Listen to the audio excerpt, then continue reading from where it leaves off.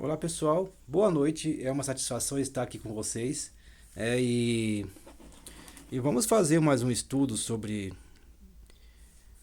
mais um livro bíblico que é polêmico, né? E eu vou garantir eu vou proporcionar essa polêmica para vocês. É, vamos falar agora sobre o Apocalipse. É um livro que eu quero expor para vocês. Como eu fiz em Daniel. É um livro de visão histórica. Vamos explicar pela história e vamos explicar pelos fatos todas aquelas linguagens que está escrito no livro, certo?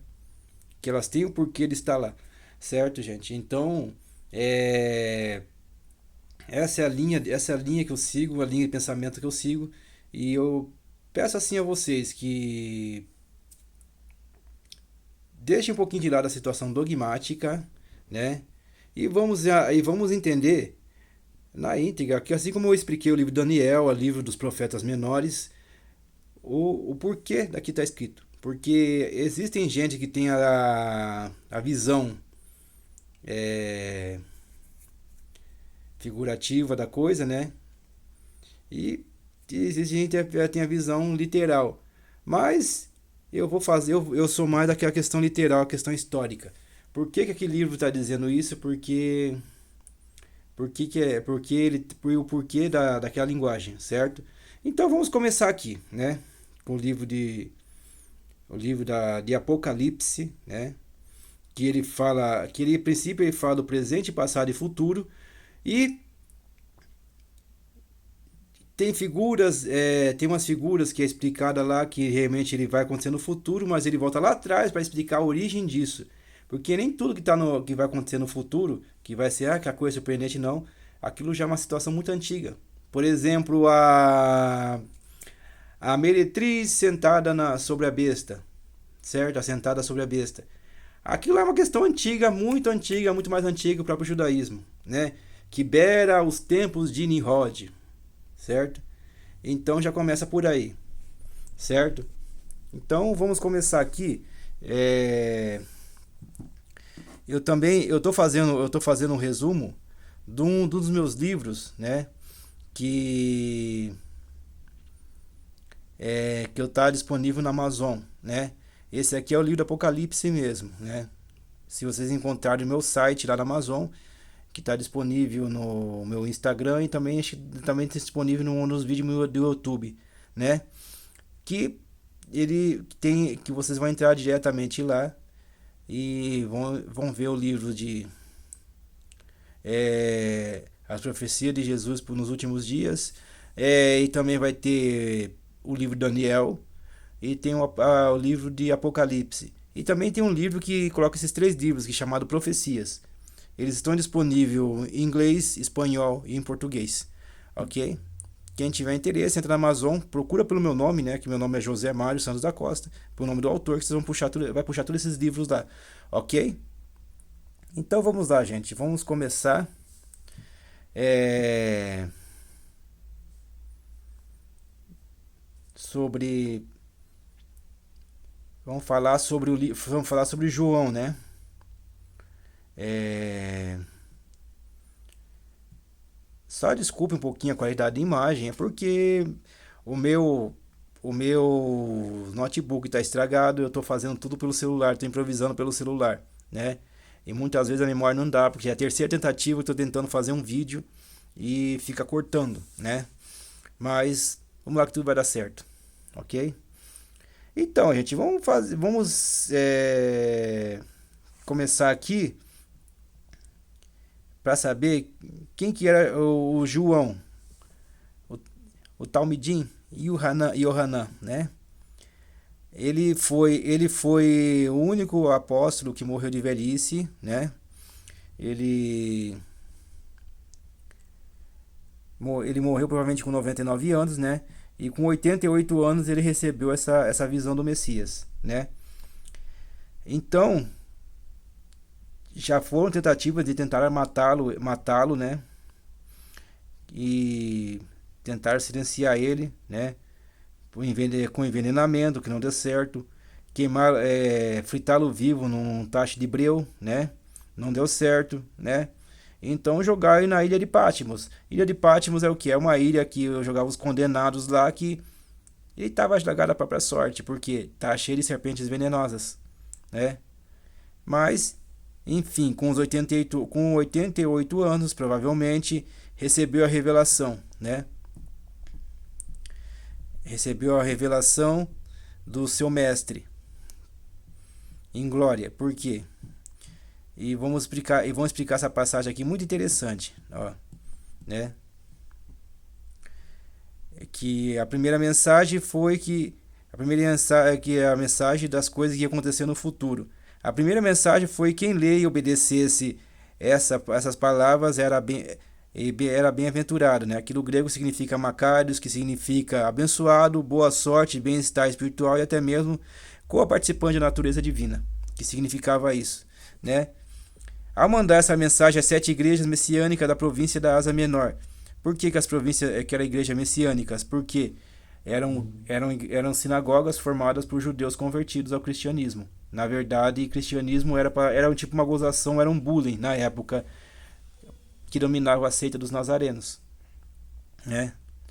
Então, cristianismo não era uma coisa muito legal, o nome dado de chamar alguém de cristão naquela época, certo?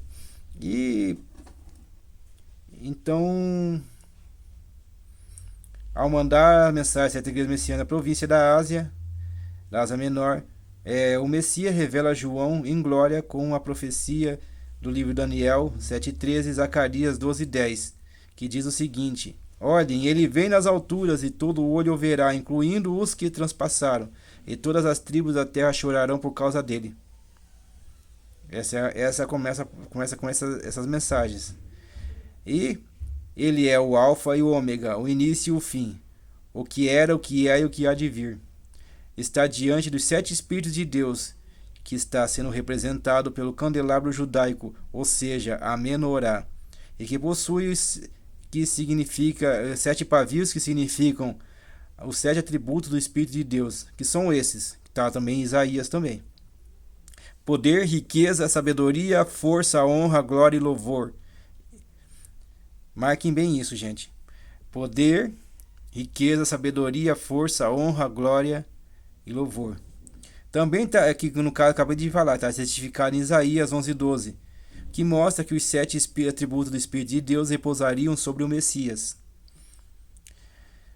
A seguir dessa revelação, Yohanan, ou melhor, João, depara com o Messias glorificado entre os 7 candelabros, e vestia roupas que chegavam aos pés e um cinturão de ouro ao redor do peito, cabelos brancos como a lã da cor da neve, saiu de seus olhos chamas flamejantes, e seus pés eram como bronze polido em uma fornalha, e sua voz é com o som de muitas águas.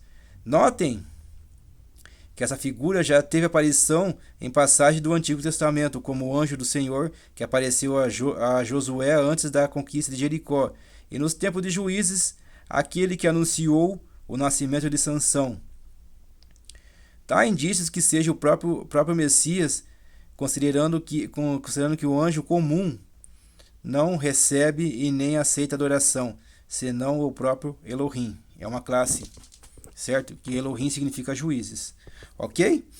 E vamos seguir, né? E a seguir, João é ordenado a escrever as mensagens das 7 igrejas messiânicas faladas, os problemas que enfrentariam. As fontes são unânimes ao dizerem que a situação das 7 igrejas são os 7 estágios da igreja messiânica no decorrer do mundo durante os séculos, até os dias finais. E vamos estudar a situação de cada uma delas e comparar a fase da igreja durante os séculos. Vamos começar com Éfeso, que foi elogiada por seu trabalho árduo, perseverança, e não toleravam os malvados e desmascaravam os falsos apóstolos. Muitos deles eram nicolaítas, das seitas gnósticas e compostas de prosélitos do judaísmo, que propagaram outro evangelho messiânico, diferente do anunciado pelos apóstolos e discípulos de Messias. A comunidade foi alertada pela perda do primeiro amor. Provavelmente já estava transformando em uma igreja secular, movida pelas obras, ou seja, pela tradição. Já sofria a pressão do mundo já, né? Então, Éfeso aqui, a cidade de Éfeso foi uma cidade que teve um episódio em Atos dos Apóstolos, né? Que Éfeso, ela teve uma conversão em massa de bruxos e feiticeiros da época. E não era um brinquedo aqueles homens, não. Que se converteram e queimaram publicamente seus livros de feitiçaria em praça pública, né? Tal fato dessas conversões em massas começaram a causar prejuízo pelos comerciantes que faziam ídolos de ouro. Eram adoradores da deusa Diana, né? A Diana de Éfeso, né? E começou a falir essa questão de idolatria, porque já começou a dar problema econômico, religioso, político e até mesmo espiritual, que a turma se rebelou fazendo uma baderna na época que foi até para o estádio para poder debater essa questão religiosa, né? Mas enfim, o trabalho dos apóstolos, de Paulo principalmente, foi feito em Éfeso, né? Que foi uma igreja bem atuante na época, né? E que denunciava todas essas práticas imundas, o paganismo e a idolatria, né? E causou prejuízo para os caras da época mesmo, né? E em sua comparação com a história da igreja, foi a que nasceu no meio de guerras, que acabou de explicar, religiosas e espirituais, e se fortaleceu e combateu os perversos que tentando se infiltrar. Porém, se entregou essa tradição e obras que ficaram mortas e expostas ao sincretismo. Esse era um problema. Aí estão falando de Esmirna, que era a segunda situação da igreja durante o século, marcada por tribulação, indigência, sem identidade, blasfêmia, sinagoga de Satanás e sofrimento, né? Então, o que acontecia aqui?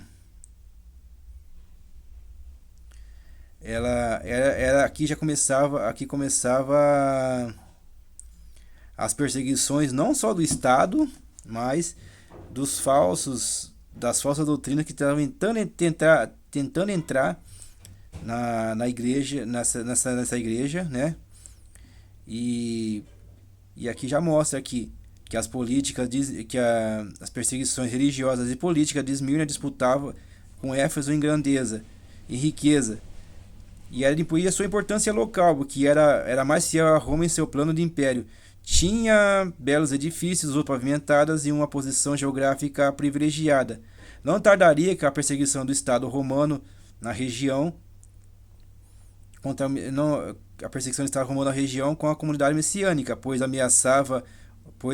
a doutrina, essa nova religião ameaçava o Estado romano, que era pagão e fiel a César, né? E mais a perseguição dos proselitistas do judaísmo, né, que promoviam perturbações da comunidade, tentando perverter o verdadeiro ensino. É por isso que é um chamado de sinagoga de Satanás. E Pérgamo, a comunidade que se tinha mantido seu nome fiel ao Messias, e essa marca, porém, tolera falsos ensinos e falsos mestres, que induziu falsos mestres que são comparados como Balaão, que não conseguiu amaldiçoar o povo de israelita na época, mas conseguiu pervertê-los com imoralidade sexual e idolatria, com as medianitas lá, né? Então, nessa situação aqui de Esmirna, já estava entrando a imoralidade sexual dentro da igreja. Nota-se que naquela época já tem um período da Idade Média, na período da Idade Média, que membros da igreja eram muito promíscuos. Tinha muita prostituição no meio, né? Então, era muito secretismo com essas coisas assim, essas bagunças espirituais aí. Eles tinham notado, se vocês pegarem um pouco da história da igreja daquela época, tinha gente a vida muito bagunçada sexualmente, né? Então, por que era chamada de sinagoga de Satanás? Porque é, a Pérgamo, né? Deixa eu ver aqui, deixa eu ver. Pérgamo era chamada, também chamada sinagoga de Satanás. Por quê? Além desses ensinos pervertidos dos nicolaítas, né? Lá tinha um trono de Satanás, como chamam lá, era o trono de Zeus. A imagem colossal de Zeus, né? Que era lá. E detalhe, não era à toa que era chamada de trono de Satanás, ó. Porque era lá que tinha aquela imagem colossal de Zeus. Ok? Então, essa comunidade aqui, ela, além de ter a imagem colossal de Zeus, ela também tinha o culto a Asclépios, o deus da medicina, e Atenas, entre os deuses do panteão grego, e também a capital da província romana da Ásia. Nesse período, em período que João escreveu essa carta na comunidade de Pérgamo, que já era comum também o culto ao imperador romano, ok? Então, note-se que isso aqui se refere-se à posição da igreja messiânica na Idade Média, que já estava, além de ter imoralidade sexual, já tinha também sincretismo religioso ali, certo? Aí, ó, e vamos ver aqui a outra, Tiátira, ó. Essa comunidade foi conhecida como uma comunidade que mantém o amor, serviço e a perseverança. Perseverança e a paciência. Porém, tem um problema grave nessa igreja, a prostituição que estava encravada em seu seio. Na carta com Messias, escrita por João, cita Jezabel. Quem que foi Jezabel? A mulher do rei Acabe, que instituiu o culto a Baal e aquelas bagunça toda de festas com orgias, sacrifício de crianças, né? E ela tentou exterminar o culto ao deusismo, matando seus profetas sacerdotes, os levitas da época, né? Então, na verdade, nessa situação aqui, foi implantado aqui um sincretismo muito perigoso aqui, né? Que foi que nesse caso aqui foi associado ao que a prática que Jezabel fez, né? E ela foi combatida por Elias e por Eliseu, né? Os estudos provam que na cidade era realizado um culto a Sibila Sambata, que era muito provavelmente foi um secretismo ao cristianismo. Não que se tenha informações sobre esse culto, mas que foi introduzido pelos nicolaítas da época e por associar-se a Jezabel. Há muita imoralidade, imoralidade sexual e paganismo, até mesmo bruxaria, coisa que é proibida entre os israelitas e muito provavelmente entre os judeus da época, pois os primeiros cristãos eram judeus e eles tinham o conhecimento da Torá, ou seja, o Pentateuco, sendo as sibilas videntes dopadas que previam um futuro, era uma sacerdotisa. Olha, deixa eu explicar a situação dessas sacerdotisas. Era como aquelas sacerdotisas de Delfos, do oráculo de Delfos, que viviam em umas cavernas e a caverna soltava um gás, aquelas cavernas vulcânicas. E o que acontecia nessas cavernas vulcânicas? Elas deixavam a vidente dopada, chapada, e ela tinha uma série de visões, uma alucinações. O próprio Alexandre foi vítima dessa situação porque ela teve uma visão, né? Uma visão, e escreveu lá uma frase de livre interpretação. Irás, voltarás, não morrerás ali. Que Alexandre não morrerás ali. Que Alexandre queria saber se iria voltar das guerras no Oriente, né? Na conquista da Pérsia até a Índia. Então botou lá a frase: irás, voltarás, não morrerás ali. Ele entendeu o que? Irás, voltarás, vírgula, não morrerás ali. Ele entendeu que ele voltaria. Porém, na Babilônia ele pegou uma febre tifoide e morreu lá. E quando foram ver a profecia correta da sacerdotisa chapada, Estava escrito assim: irás, voltarás?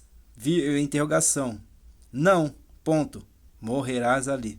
Essa foi a interpretação correta, que ele, não, que ele morreu na Babilônia. Então, era esse tipo de sacerdotisa que misturava é, vidência com um monte de baixaria, essas coisas assim, né? Então, esse era o período marcado na igreja de Tiátira, né? E Sardes foi a comunidade de obras mortas, poucos crentes, conduta duvidosa, não vigiava, negligenciava a volta do Messias e seus juízos. Sem, sem o temor. A carta direcionada a essa comunidade messiânica de Sardes são as de que os crentes esfriaram na fé, estavam fadados à destruição e esquecimento junto à cidade que já estava em declínio econômico, né? E daí evitamos a Filadélfia, comunidade que era conhecida como sem dinheiro, né? Pobre e de boa conduta, guarda os mandamentos e não nega o Messias. Resiste firmemente aos ataques dos proselitistas, conhecida como até a chave de Davi, que significa autoridade, né? Espiritual, e que resiste às perseguições e falsas doutrinas. Então, essa daqui provavelmente seria o estágio das reformas, da reforma protestante, até os dias de Lutero e até mais ou menos nos anos 1900 que teve um avivamento, né? Teve um avivamento nessa região, certo?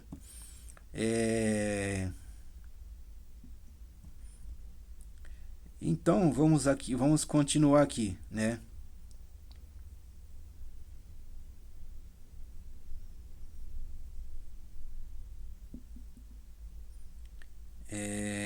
Vamos ver aqui.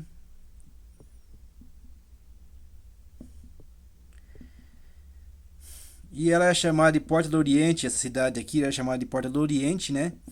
Por ser a passagem da rota comercial e tinha muitos problemas com terremotos. Então, por isso a população resolveu se instalar em lugares mais seguros e por esse motivo a cidade era pobre, né? Porque não tinha tanto dinheiro, porque era por causa dessa questão de catástrofe, né? Mas espiritualmente foi a modelo sem repreensão, certo? E a última é a Laodiceia, que provavelmente é o estado da igreja que nós estamos vivendo hoje.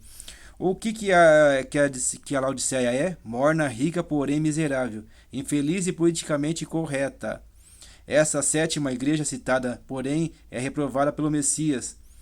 A cidade era conhecida por seu orgulho, já que era rica e um centro comercial jurídico da época. Os cristãos daquele lugar também refletiam o comportamento de autossuficiência e bem-estar.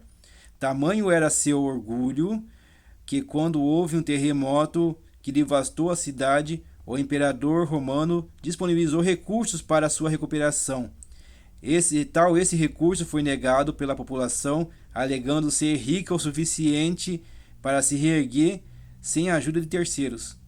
E o próprio Messias chamou-as de mornos, como as águas que vinham dos seus aquedutos, que para abastecer a cidade que eram mornas e inebriantes e que provocavam náuseas. Por isso que a história está a ponto de vomitar. Era igual às águas que tinham lá. Certo? Então, vamos concluir sobre essas 7 cidades aqui. Éfeso era pura, encontrava seu espaço lutando contra as falsas paganismo e as falsas doutrinas, mas tinha um perigo de ser secular, né? Esmirna, igreja perseguida tentando sobreviver contra o estado totalitário, paganismo e falsas doutrinas. São os próximos 300 anos da igreja, né? Pérgamo, média igreja Pérgamo, média igreja sincretizada. Foi assim no decorrer da Idade Média. Foi aceita os elementos do paganismo e diversas religiões dentro do Império Romano, inclusive a idolatria. A Tiátira, remanescente fiel, mas tolera cultos estranhos e pouco crentes contra essa doutrina estranha.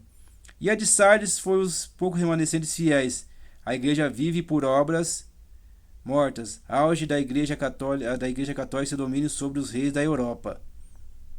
né? E a Filadélfia é a igreja do tempo da Reforma, protestante e irrepreensível e de boa conduta. E a Laodiceia, que nós falamos agora, que são os crentes orgulhosos, é a igreja do fim, crentes orgulhosos, politicamente corretos, ricos e abastardos, porém infelizes, miseráveis e nus. A igreja morna e cega. Então vemos que essas comparações chegarmos à conclusão que nos dias de hoje, desde os tempos dos reformadores, tivemos um acesso das escrituras sagradas, brigamos para ter uma sã doutrina e estamos ficando orgulhosos e amantes do dinheiro. É os grandes templos luxuosos e suntuosos, né? Cada vez mais doentes e expostos. E por isso é para cada crente analisar a situação aqui, né? E se fizermos uma comparação com a igreja de hoje, em sua maioria na América do Norte e Europa, são igrejas ricas e com obras mortas. Fechar os olhos para as coisas do mundo e muitas vezes aceitam coisas pagãs e mundanas dentro dos seus templos. A maioria das vezes a maioria delas está na América Latina. A situação está quase igual que abrir espaço para ideologias e mundanismo. E não se tem poder para lutar contra as investidas de fora, o chamado fogo estranho. Essas situações que estão a igreja de hoje, né?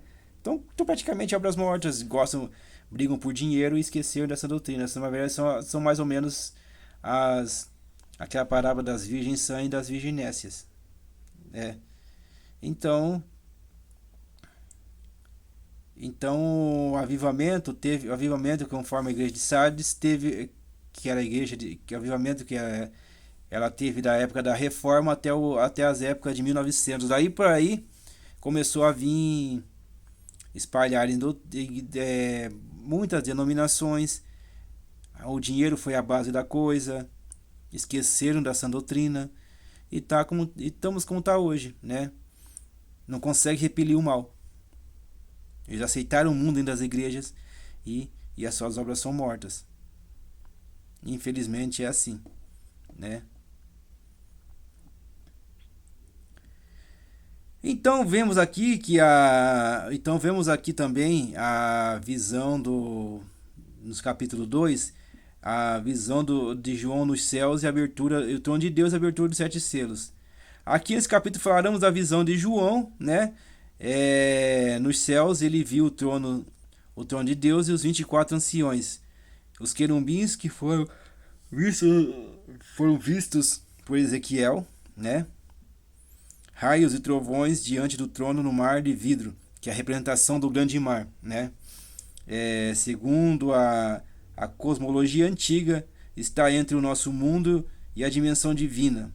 E tem que esse mar primordial, segundo a cosmologia, que divide o mundo material do mundo espiritual, né?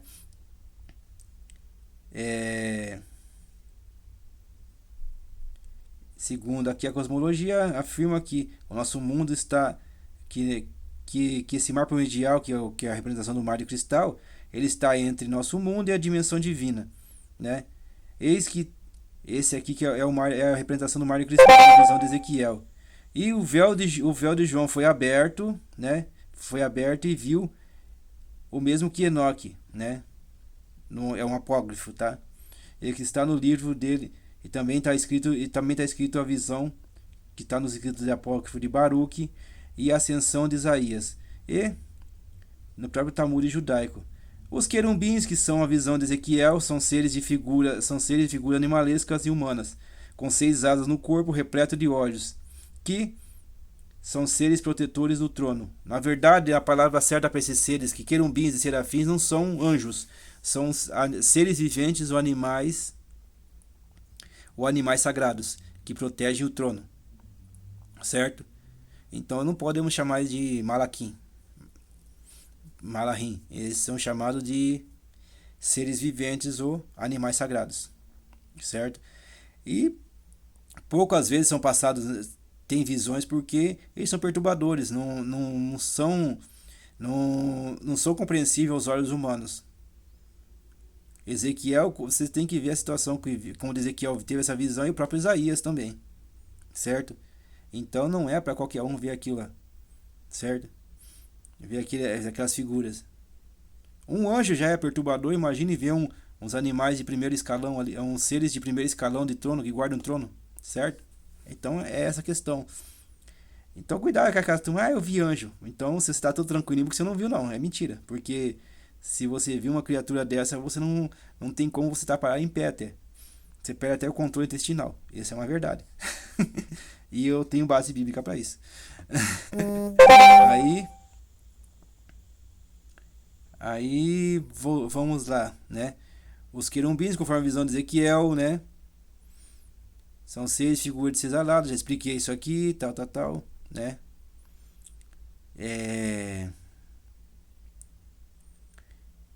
São protetores do trono, estavam também as 7 tochas que são os 7 espíritos de Deus que acabamos de explicar lá para cima, né? Estavam aí que significam os 7 atributos do Espírito Divino, e os 24 anciões, com as suas coroas de ouro. Nessa dimensão que se processam julgamentos divinos, ou seja, a última instância. Devemos lembrar que em Gênesis 6:6, em Gênesis 6:13, né? Em Gênesis 18:20, deixam bem claro essa situação aqui, ó, né? Por exemplo,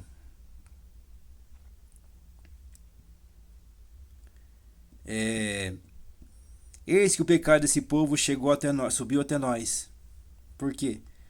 Vocês apelaram pela situação, pelo julgamento rigoroso. Vocês foram passivos de julgamento. Quando chega essa palavra assim, que os Elohim, né, são aquela classe ali que manda, que você pode esperar até um anjo para destruir aquilo lá. Que no caso do dilúvio, que foram anjos que provocaram aquilo lá.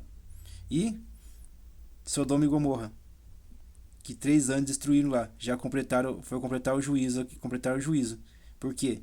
Você vê aquela frase, o pecado desse povo subiu até nós. Então esquece, vai vir juízo. Por que isso que chama a palavra Elohim? Porque aquele Elohim, você tá com senhores ou juízes.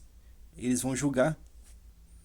Por isso que os profetas falavam assim diz o Adonai Elohim.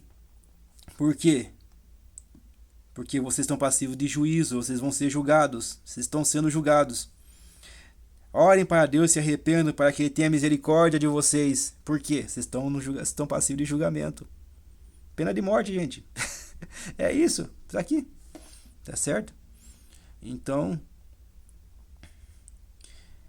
nessa visão está o rolo de 7 selos, que somente o Cordeiro que morreu e ressuscitou pode abrir, ou seja, o próprio Messias, né? Na visão o Cordeiro parecia ter sido morto e que possuía 7 chifres e 7 olhos. Estava junto ao trono e junto aos querubins. E no círculo de 24 anciões. Devo lembrar que os chifres significam autoridade e poder. E 7 olhos porque ele tinha olhos por toda a terra. Mostra que Deus ele vê tudo, ele tinha olhos para ver toda a terra. Mostra a sua onisciência, ok? Então, e os 7 espíritos são atributos divinos que pousariam sobre o Messias. Já falamos no livro de Isaías, ok? Que está em Isaías 9:6-7 e Isaías 61. Então, esses atributos são citados ao Messias, ao seu sacrifício pela humanidade. E fala-se também da abertura de 7 selos. O que são seus antigamente são pergaminhos, decretos escritos em pergaminhos, né? Colado com cera e selado com anel, sinete de uma autoridade, né? Que é pressionado com anel e selada, e somente uma autoridade com o mesmo, e somente uma pessoa com a mesma autoridade daquele que selou podia abrir. podia abrir esse livro aqui, podia abrir esses selos, certo? Esse pergaminho com poderes irrevogáveis. Então, nesse caso seria decretados para a humanidade por vários períodos da história da humanidade, seja para punição e seja para misericórdia. Ou seja, o Eterno decretou ordens que se cumpriram no decorrer da história humana até os dias das revelações finais para que seja para a justiça e punição. Então foi aberto o primeiro selo.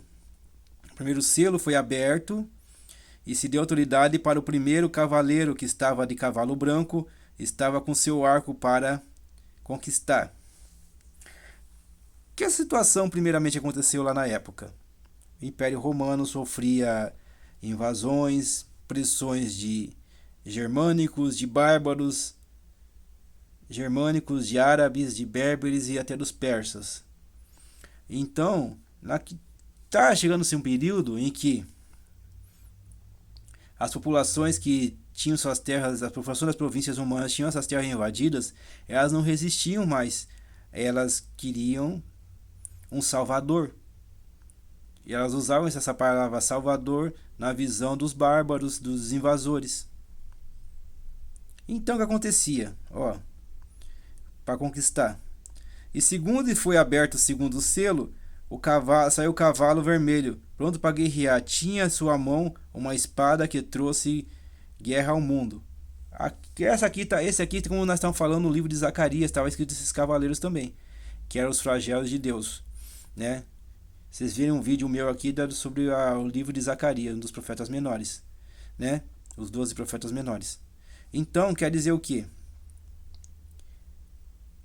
Os bárbaros tomavam conta daquelas terras, fechava o circuito de comércio, aquela região passava fome e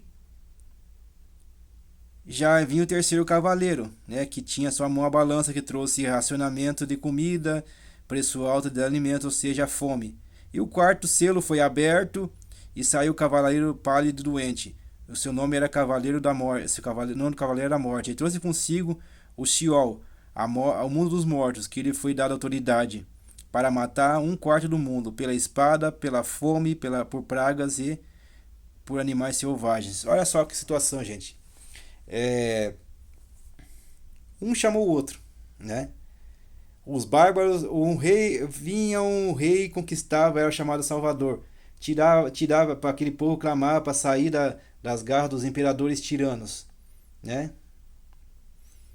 Aí depois conquistava-se aquele território e, dependendo do território, era um território que fazia logística de comida e alimento. No caso os vândalos dominaram a África,